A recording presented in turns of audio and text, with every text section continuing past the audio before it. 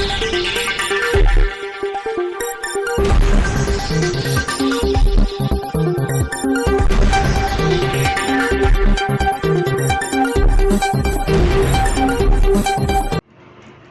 દર્શક મિત્રો, આપ જોઈ રહ્યા છો શ્રીનુર સમાચાર।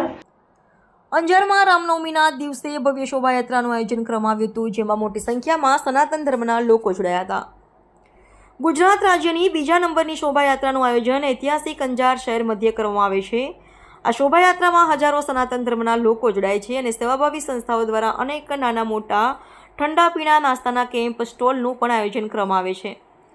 ત્યારે આજે સવારે 9 વાગે સવા શહેર નાકા પાસે જય ચોકડીમાં ગ્રુપ કેવા હરીશગીરી શિવગીરી ગોસ્વામી દ્વારા આયોજિત કેમ્પનું ઉદ્ઘાટન અંજાર સચ્ચિદાનંદ મંદિરના મહંત શ્રી ત્રિકમદાસજી મહારાજ તથા સ્વામિનારાયણના મંદિરના સંતો, અંજાર મત વિસ્તારના ધારાસભ્ય ત્રિકમભાઈ છાંગા, અંજાર નગરપાલિકા પ્રમુખ વૈભવભાઈ કોટરાણી, અંજાર શહેર ભાજપ પ્રમુખ હિતેનભાઈ વ્યાસ, મહામંત્રી કૃપાલસિંહ રાણા, અંજાર દશનામ ગોસ્વામી સમાજના પ્રમુખ ત્રંબકપુરીએ ગોસ્વામી, શ્રી રામ ઘનશ્યામ ટ્રસ્ટના મેઘજીભાઈ હિરાણી તથા મોહનભાઈ માલસત્તર સહિતના હાજર હતા।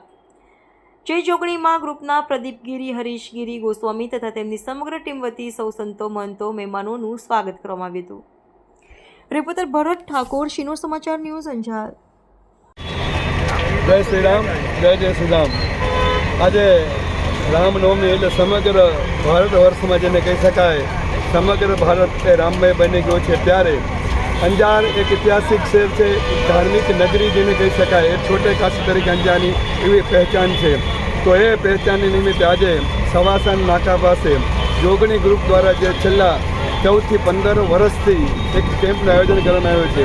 કેમ્પ એટલે માત્ર કેમ્પ જ નહીં, પણ જ્યારે જેને કહી શકાય સમગ્ર દિવસ દરમિયાન ફ્રૂટ હોય, લીંબુનો રસ હોય, શેરડીનો રસ હોય, આવા મધુર રસ, આવી ભયંકર 44-45 ડિગ્રી વચ્ચે સવારથી કરીને રાત સુધીનું આ કેમ્પ ધમધમતું હોય છે।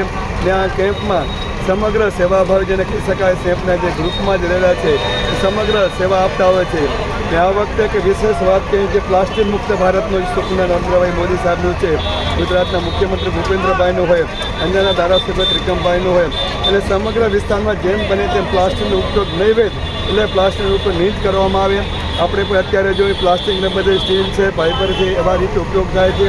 અને આ સમગ્ર ગુજરાતને કહી શકાય એવી સેકન્ડ નંબરની રથયાત્રા શોભાયાત્રા જે દર વર્ષે નીકળે છે, તેમાં આ વખતે કંઈક અલગ જ છે।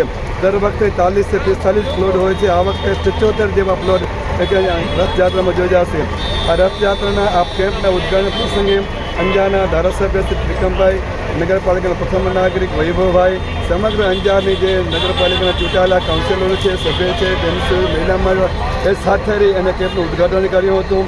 લોકોને ખાસ એવી ભલામણ કરવામાં આવી હતી કે પ્લાસ્ટિકથી દૂર રહે અને કેમ્પનો વધારે લાભ લે એવી સૌને આપ સૌના ચેનલના માધ્યમથી સમગ્ર અંજાર શહેર વચ્ચેથી સૌને ભગવાન શ્રી રામના પ્રાગટ્યની વધાઈ હો, સૌને શુભેચ્છાઓ।